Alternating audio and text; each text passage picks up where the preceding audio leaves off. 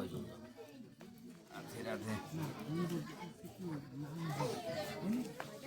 ব্রহ্ম হরি ব্রহ্ম হরি নাম নাম সংকীর্তন মহানাম যজ্ঞ এই যে তিনটে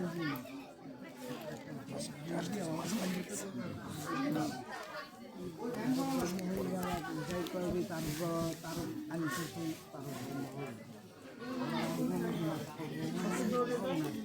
হবে পারে না তাই যদি আমি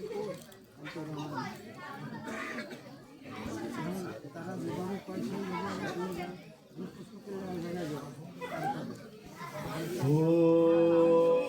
ভগবতে বাসুদেবায় নমঃ। ওম ভগবতে বাসুদেবায় নমঃ। ওম ভগবতে বাসুদেবায় নমঃ।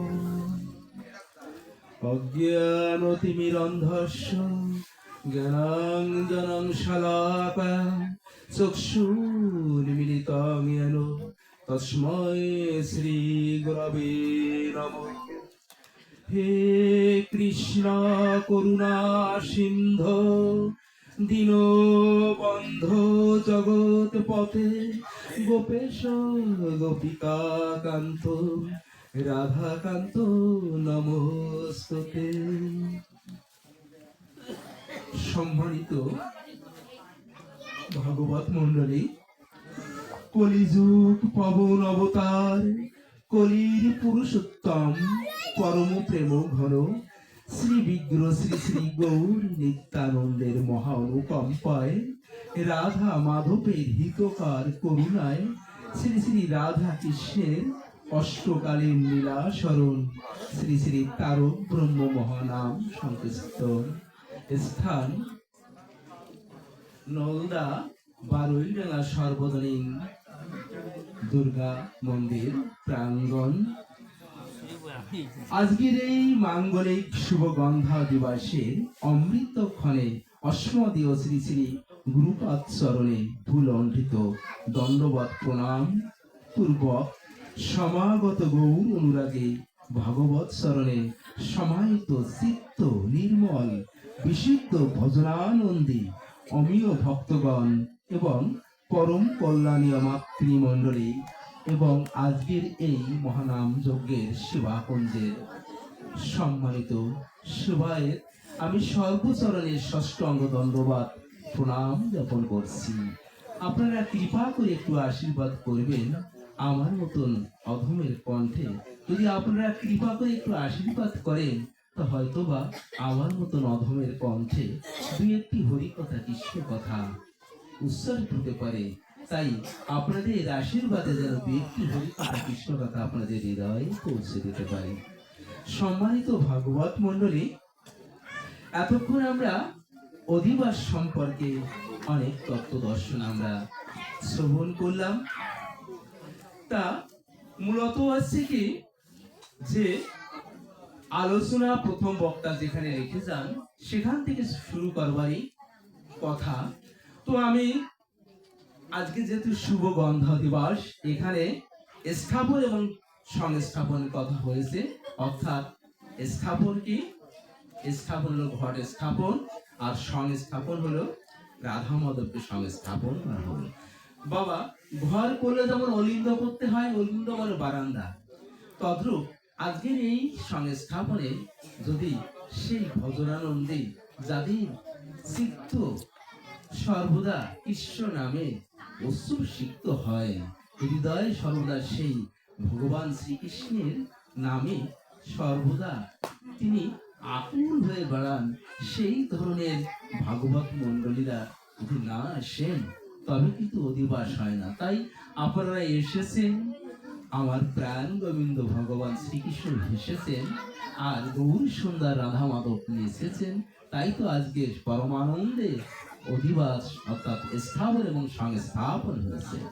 তবে আমরা এখানে ঘট স্থাপনের কথা বলা হয়েছে, আমি তার পরে একটু কথা বলি। প্রথম বক্তা এখানে ঘটকে স্থাপন করবার কথা বলেছেন। বাবা, এই ঘট মানে উনি সুন্দর উপমার মাধ্যমে বলেছেন যে আমাদের এই দেহটা কি দ্বারা গঠিত হয়েছে? ক্ষিতি অপটেরিস মূল, অর্থাৎ পঞ্চভূত। কি? যে জল, আগুন, মাটি, বাতাস এবং আকাশ।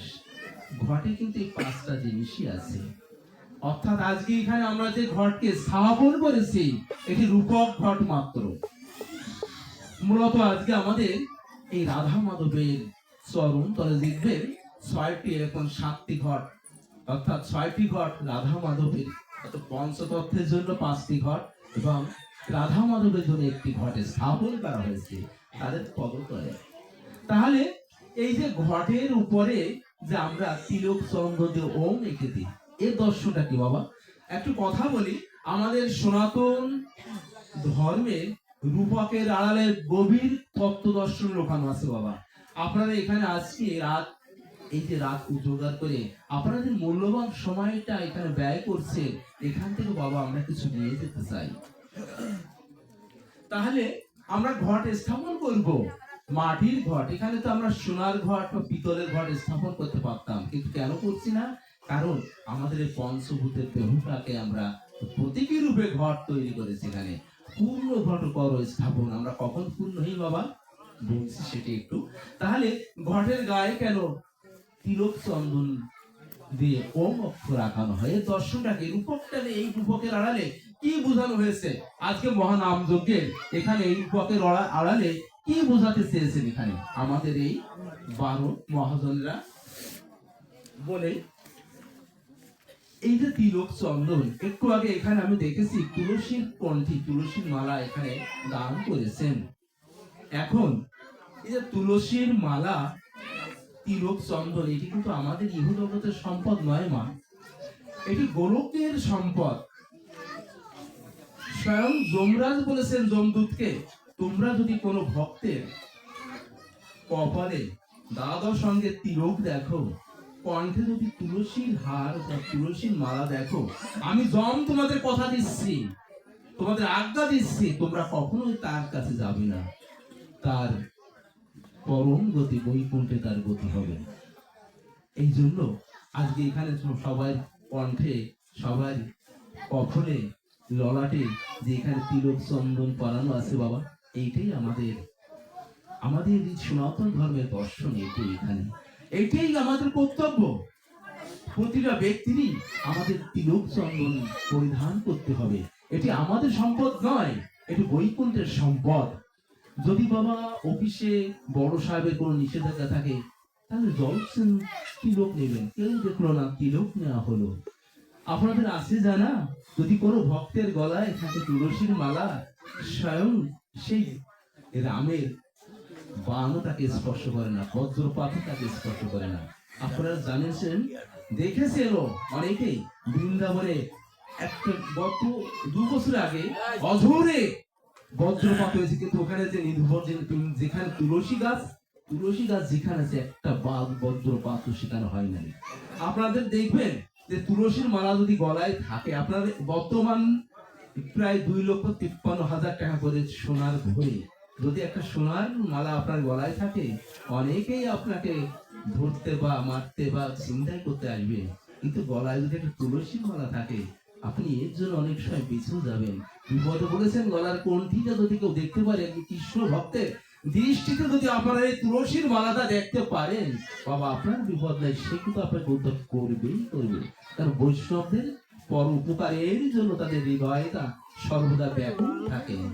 তাই এই জন্য এখানে আমাদের ওই রূপকে ঘটে কি করছে, আমরা তিলক চন্দন দৃশ্য, অর্থাৎ আমাদের নিজের ললাটে তুলসী কণ্ঠে এবং তিলক চন্দন পরিধান করতে হবে। তারপরে আসুন আরেকটু উপরে যখন উঠবেন, দেখবেন 5টা পল্লব দেওয়া আছে। কিসের পল্লব বাবা? আমের পল্লব, তাই না? এটা কেন দেওয়া থাকে? শাস্ত্রে কি বলছে এখানে? শাস্ত্রে বলছে দেখেন পল্লবটি কি হবে, বাইরেটা নিচের দিকে নইয়ে আসছে। অর্থাৎ আমাদের পঞ্চ জ্ঞানেন্দ্রিয়, কর্মেন্দ্রিয় আজকে ভক্ত সেবায়, বৈষ্ণব সেবায় নত করতে হবে। আমি যজ্ঞ করছি, আমি বড় বক্তা, আমি সমাজের বড় কোটিপতি, আমি বিত্তশালী, ধনশালী, বাবা এই অহংকারটাকে দূর করতে হবে।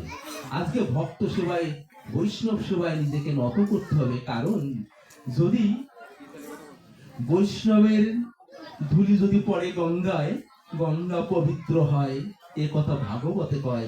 আর ওই বৈষ্ণবের ধুলি যদি আমরা একবার আমাদের মস্তকে নিতে পারি বাবা, 4 লক্ষ অর্থাৎ 80 লক্ষ জনি ভেদ করে দুর্লভ না সুদুর্লভ মনুষ্য জন্ম আপনি পেয়েছেন।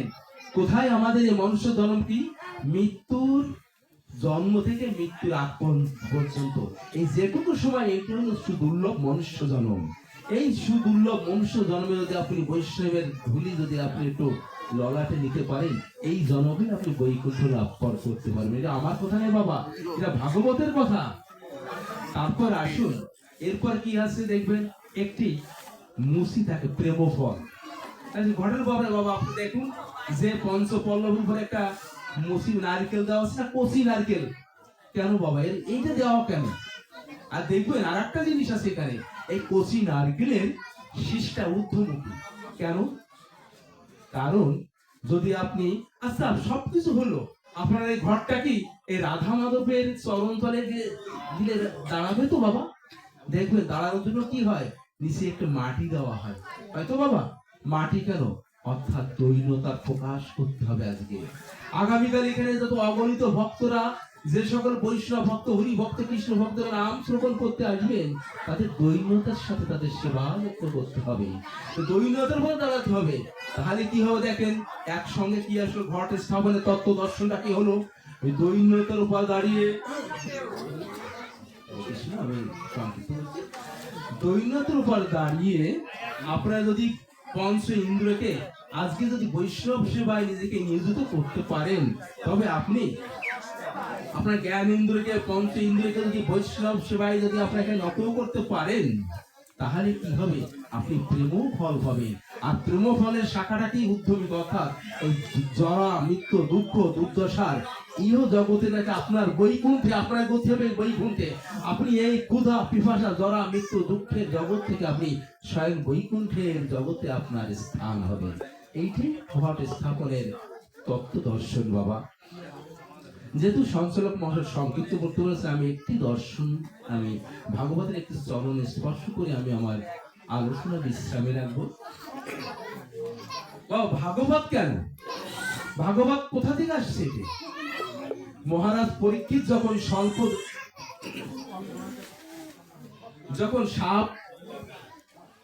যখন সাপগ্রস্ত হলেন, তখন এই কলির সর্বশেষ ধর্ম অবতার মহারাজ পরীক্ষিত, তিনি সমগ্র ভারতবর্ষের রাজা। উনি যখন জানতে পারলেন যে আমার মাত্র আয়ু মাত্র 7 দিন, 7টা দিন বলতে কি বোঝানো হয়েছে বাবা? একটা সপ্তাহে 7টা দিন, এই 7 দিনের ভিতরে আপনার আমার প্রত্যেকেরই মৃত্যু হবে। তবে মহারাজ পরীক্ষিত নিজেকে ভাগ্যবান কেন মনে করলেন? প্রথমে কেঁদেছিলেন, এই সুন্দর ভুবন থেকে আমাকে চলে যেতে হবে। তারপর আবার হেসে দিলেন। কেন হেসে দিলেন? কারণ উনি জানতে পারেন আমার পরমাণু এখনো 7 দিন আছে, আমি 7টা দিন প্রাণ গোবিন্দকে ডাকতে পারবো। এই আনন্দে কি করলেন? উনি আনন্দিত হলেন। যখন সমীক ঋষির পুত্র সিংহ ঋষি যখন অভিশাপ দিলেন, তখন সমীক ঋষি বললেন যে, এ পুত্র, ব্রাহ্মণের অভিশাপ কখনো বৃথা যায় না, তুমি যাও মহারাজ পরীক্ষিতকে তুমি জানিয়ে আসো, কারণ 7 দিন পরে তার মৃত্যু হবে, তাকে জানিয়ে আসো। যখন এই 5 বছরের বালক যখন রাজপ্রাসাদে প্রবেশ করবেন, তখন যারা দ্বাররক্ষী ছিলেন, তারা কেউ তাকে প্রবেশ করতে দিচ্ছেন না। তখন মহারাজ স্বয়ং পরীক্ষিত প্রাসাদ থেকে দেখলেন একটা বাচ্চা তার প্রবেশ দ্বারে এসে প্রাসাদে প্রবেশ করবার চেষ্টা করছে। দেখেন ভাগবত আমাদের কি শিক্ষা দেন, এই শিক্ষা তো বাবা আমাদের নিতে হবে একটু। ভাগবত কি শিক্ষা দিচ্ছে? স্বয়ং মহারাজ পরীক্ষিত নেমে এসে ওই বাচ্চাকে কোলে তুলে নিয়ে প্রাসাদে নিয়ে বলছে, বাবা কি জন্য তোমার আগমন? বলছে, আপনি মহারাজ পরীক্ষিত, আমি আপনাকে অভিশাপ দিয়েছি 7 দিনের ভিতরে আপনার মৃত্যুবরণ হবে, সেই সংবাদ আমি আপনাকে জানাবার জন্য এসেছি। দেখেন মহারাজ পরীক্ষিত বাচ্চাকে আলিঙ্গন করে কোলে তুলে নিয়ে প্রাসাদে গিয়ে রাজভোগ খাইয়ে তাকে অতিথিত্ব পালন করে তাকে আবার গন্তব্যস্থানে সসম্মানে যেতে দিলেন। আজকে আমাদের ভিতরে যদি কেউ একটা অভিশাপ দিয়ে একটা কথা বলে, কটু কথা বলে, সঙ্গে সঙ্গে আমরা কি লেগে যাই। দেখেন ভাগবত কি শিক্ষা দিচ্ছে? তাকে মৃত্যুর অভিশাপ দিয়েছে, মৃত্যু হবেই হবে, তথাপিও তাকে কি বলছেন? প্রসাদ রাজভোগ তাকে খাইয়েছে, তাকে তাকে সম্মানের সাথে যত্ন দেখভাল করেছেন, এটি আমাদের ভাগবত দর্শন। তাহলে কি হলো যে মহারাজ পরীক্ষিতের আয়ু যখন মাত্র 7টা দিন, তখন সমগ্র বিশ্বের তিনি রাজপ্রসাদ রাজভোগ উপভোগ করতে পারতেন, পানি গ্রহণ করতে পারতেন। উনি কিছু করেন, কি করেছেন উনি? উনি তখন এক কাপড়ের সন্ন্যাসীর বেশে বেরিয়ে গেছেন। কেন? মৃত্যুর পদযাত্রীর কি কর্তব্য? বাবা, আমরা প্রত্যেকটা ব্যক্তি এই যে আজকে সন্ধ্যা হয়েছে, রাত হয়েছে, শুধু আজকের সূর্যটা অস্তমিত হয়নি, আপনারা আমার জীবন থেকে একটা দিন অতিবাহিত হলো, আমরা আরো একটা দিন সামনে মৃত্যুর দিকে এগিয়ে যাচ্ছি। তাহলে আপনারা আমার কি কর্তব্য? একমাত্র হরি কথা শ্রবণ করবার। হরি কথা কিভাবে শ্রবণ করতে বাবা? আমি খুব সংক্ষিপ্ত এই কথাটা বলে আমি আলোচনা বিশ্রামে রাখবো। আপনারা জানেন জগদীশ জগদীশ গোস্বামীর স্ত্রী যখন মহাপ্রভু কৃষ্ণ নাম করছে, কিভাবে আমরা নাম শ্রবণ করতে হবে এটি আমি সংক্ষিপ্ত করে বলে আমি আমার আলোচনা বিশ্রামে রাখবো। কিভাবে নাম শ্রবণ করতে হবে দেখেন, যে জগদীশ ঘোষের স্ত্রী যখন নদিয়াতে রান্না করছেন, তখন আমার মহাপ্রভু সবাই কৃষ্ণ নাম করতে করতে যাচ্ছেন। এই কৃষ্ণ নাম শ্রবণ করে উনি যখন রান্না করছে, রান্নায় আর মন নাই, ইহ জগৎ উনি নাই। এই নামের কি মহিমা দেখেন। উনার নিজের ছোট 3 বছরের বাচ্চাকে লাউ ভাবে কেটে রান্না করছে। মা যখন ছোট বাচ্চাকে কাটা হচ্ছে, বটি দ্বারা যখন বাচ্চা ক্রন্দন করি নাই, মা মা বলে কেঁদেছে না, কিন্তু মাকে শ্রবণ করতে পেরেছে, কারণ মা ইহ জগৎ ছিলেন না। নামের কি মহিমা, নামের কি মহিমা। মহাপ্রভু প্রেম প্রভু পুরুষোত্তম, তার প্রেম দিছে, নামে কি প্রেম এসছে এখানে দেখেন। তাহলে কি, যখন তার স্বামী এসে দেখে তার ছোট ছেলে শিশুর পুত্র সন্তানের ছোট ছোট হাত পা ছিটানো আছে, আর সেই দিন ক্ষত বিক্ষত সেই দেহটাকে যখন কড়াইতে দিয়ে জাল দিচ্ছে, তখন এসে তার স্ত্রীকে স্পর্শ করে বলছে, ডাইনি, আমার পুত্রকে তুমি কেটে জাল রান্না করছো। তখন সর্দার ফিরে এসে বলছে, এমন নাম কেন, কেন এমন নাম করেন যে নাম শুনে নিজের সন্তানকে রান্না করতে হয়, কিন্তু মা বুঝতে পারে না। দাও, আমি এই সন্তানকে নিয়ে আমি কাজীর কাছে বিচার দেব। তখন ওই সন্তানকে একটি হাড়ির ভিতর, ক্ষত বিক্ষত মৃত সন্তানের দেহটাকে একটা হাড়ির ভিতরে রেখে কাজীর কাছে যাচ্ছেন স্বামী স্ত্রী। পথে দেখে যে মহাপ্রভু গৌর নিতাই গৌর সবাই মিলে কীর্তন করছেন। তখন তো অন্তর্যামী উনি বলছেন, মা তুই কাজীর কাছে যাচ্ছি, তোর সন্তানকে মেরে ফেলেছি, দে হাড়িটা আমার কাছে দে।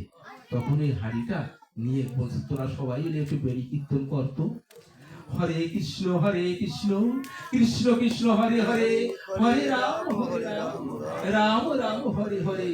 এই মহামন্ত্রের কীর্তন যখন করছেন, কীর্তন করতে করতে ওই হাড়ির ভিতর থেকে ওই ক্ষত বিক্ষত মৃত্যু সন্তান জীবিত হয়ে মা মা করে বেরিয়ে আসছেন। দেখেন নামের কি মহিমা। আগামীকাল এইখানে সে মহানাম সংস্থাপন হবে, এইখানে মহানাম যুগ হবে। আপনারা কৃপা করে নাম শ্রবণ করবেন। আমি আমার আলোচনা দীর্ঘত করব না, আমি আলোচনা এখানে বিশ্রাম রাখবো। হ্যাঁ বাবা, প্রশ্ন বলুন। ছোট্ট একটা প্রশ্ন করি, সেটা হলো দীক্ষা না নিয়ে কি জপমালা করা যায়? বাবা, দীক্ষা যদি না নেওয়া হয়, দীক্ষা নেওয়া মানে কি আপনার একটা পাঠশালাতে ভর্তি হওয়া।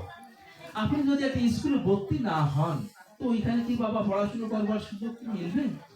আপনি গুরু ধরে দীক্ষা গ্রহণ করবেন। দীক্ষা যারা নেননি, কৃপা করে কৃষ্ণ ভক্তের কাছ থেকে, কৃষ্ণ অনুরাগীর কাছ থেকে আপনারা দীক্ষা নেবেন।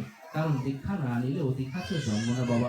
আমি আপনার সকল চরণে স্পর্শ করে বলছি, আমার কথা যদি কেউ কষ্ট পান বাবা, মার্জনা করবেন। দীক্ষা আপনি আপনার মনে স্থির করে দীক্ষা নিতে পারেন। তবে একটা কথা মনে রাখবেন, আমাদের এখানে যে অর্জুন যখন ভগবান শ্রীকৃষ্ণকে 84টা প্রশ্ন করেছিলেন, 84টা শ্লোক অর্জুনের, এখানে 32টা প্রশ্ন করেছেন স্বয়ং ভগবান শ্রীকৃষ্ণকে। যে স্বয়ং ভগবানকে প্রশ্ন করেছেন যে আপনি তো পরমেশ্বর, তাকে কিন্তু সর্বশেষ বিশ্বরূপ দর্শন করা রাখছিল। কিন্তু আমাদের সমস্যা কি জানে, যদি কেউ একটু বিভূতি দেখাতে পারে বা একটা রোগ সারতে পারে, আমরা তাকে গুরু মেনে নেই। আপনি গুরুকে যাচাই বাছাই করে গুরু গ্রহণ করবেন। অবশ্যই দীক্ষা নেবেন, কৃষ্ণ মন্ত্র দীক্ষা নেবেন। কারণ এক কৃষ্ণ জগৎপতি আর সব প্রগতি। এই জগতে নীলা পুরুষোত্তম হলেন ভগবান শ্রীকৃষ্ণ, মর্যাদা পুরুষোত্তম হলেন কে? রামচন্দ্র। আর প্রেম পুরুষোত্তম হলেন ভগবান আমার গৌর সুন্দর। এই গৌর সুন্দর কিন্তু এই কৃষ্ণ নাম প্রচার করে গেছেন। এই জন্য কৃষ্ণ ভক্তের কাছে বা বৈষ্ণবের কাছ থেকে আপনারা কৃপা করে একটু দীক্ষাটা নিয়ে নেবেন। দীক্ষা নিয়ে আপনার নাম শুরু করবে। তবে যদি কোনো ক্রমে যদি নিতে নাও পারেন, তবে কৃষ্ণ নামে বাধা নাই। কারণ আপনি যদি কৃষ্ণ নাম নেন, কৃষ্ণ নাম পবিত্র অপবিত্র, এমনকি আপনি অষ্টমী গিয়েও কিন্তু আপনি কৃষ্ণ নাম নিতে পারবেন, কোনো বাধা নাই। তবে শ্রীমদ্ ভগবত গীতায় বলছেন যে কৃষ্ণ অমিতি অক্ষরম ব্রহ্ম মাম অনুসরণ, যে ব্যক্তি এই ওম নামকে এক অক্ষর ব্রহ্ম নামকে ওম জপ করতে করতে তারই ফলশ্রুতি রূপে আমারই রূপ কল্পনা করতে করতে দেহ ত্যাগ করে, সে মৃত্যু পর আমাদের প্রাপ্ত হয়, এতে কোনো সন্দেহ নাই। তাই কৃষ্ণ নাম আপনি করতে পারবেন, তবে কৃষ্ণকে ডাকতে হবে। তবে দীক্ষা নিলে আপনার এটা পথটা সুগম হয়। আপনি শিক্ষা গ্রহণ করতে পারেন গৃহে বসে, কিন্তু বিদ্যালয়ে যখন ভর্তি যাবে তখন তো ভর্তিটা আপনার হতে হবে। দীক্ষা ঠিক তেমনই, আপনি দীক্ষা না নিয়ে ঘরে ফিরে কৃষ্ণ নাম করতে পারেন, সমস্যা নেই তাতে। কিন্তু দীক্ষা নিলে ভালো হয়, কারণ দীক্ষা নিলে আপনার পথটা সুগম হয়। কারণ কি, আপনার একটা ছোট নৌকা যখন একটা স্টিমারের সাথে বেঁধে দেবেন, তবে আপনার নৌকাটা স্টিমারের সম্পূর্ণ চলবে। গুরু মানে যিনি আছে ভক্তি হাত ধরে আপনাকে সেই অন্ধকার থেকে আলোর পথে নিয়ে যাবে। অসত্যমা সৎ গমায়া, তপস্যমা গতির গমায়া, মৃত্যুর মা মৃত্যু গমায়। যিনি সেই গুরু হলেন বড় গুরু, মানে বড় গুরুকে, যিনি আপনাকে মৃত্যুর জগৎ থেকে অমৃতর পথ দেখাবে, এই অন্ধকার থেকে আলোর পথ দেখাবে, যিনি আপনাকে কি করবেন, অজ্ঞান থেকে জ্ঞানের পথ নেবে। অর্থাৎ হাত ধরে ভক্তির দুয়ারে আপনার কৃষ্ণের কাছে আপনাকে যোগসূত্র করে দেবেন, তিনি গুরু। এই জন্য গুরু মানে শিক্ষক, গুরু মানে বড়। এই জন্য শিক্ষক হয়ে যদি আমরা সাধন যোজন করি, তো পথটা সহজ হয়, সরল হয়, এইটাই আর কি। যাই হোক, আমি সর্বশেষ শান্তি মন্ত্র উচ্চারণ করছি। ওম সর্বে ভবন্তু সুখিনা, সর্বে সন্তু নিরাময়া, সর্বে ভদ্রাণি পশ্যন্তু, মা কস্যিৎ দুর্ভাগ ভবেৎ। ওম শান্তি, ওম শান্তি, ওম শান্তি। ওম শান্তি, ওম শান্তি, অমৃত শান্তি, শান্তি এক শান্তি, বনস্পতি শান্তি, পৃথিবী শান্তি। শান্তি বর্ষিত হয়ে এই নববৃন্দাবনে যে সকল ভক্তরা উপস্থিত হয়েছেন তাদের উপর শান্তি বর্ষিত হোক। অক্লান্ত পরিশ্রম করে, এই অক্লান্ত পরিশ্রম করে যে সকল ভক্তরা এই মহানাম যজ্ঞের আয়োজন করেছেন তাদের উপর শান্তি বর্ষিত হোক। এই অঞ্চলের সকল ভক্তের উপর শান্তি বর্ষিত হোক, সেই বিশ্বের সকল উপর। হরে কৃষ্ণ, হরে কৃষ্ণ, কৃষ্ণ কৃষ্ণ, হরে হরে, হরে রাম, রাম রাম, হরে হরে। জয় জয় রাধা কৃষ্ণ প্রেমানন্দ। একবার এই যজ্ঞপূর্ণ অর্থে একবার হরে কৃষ্ণ, হরে রাম।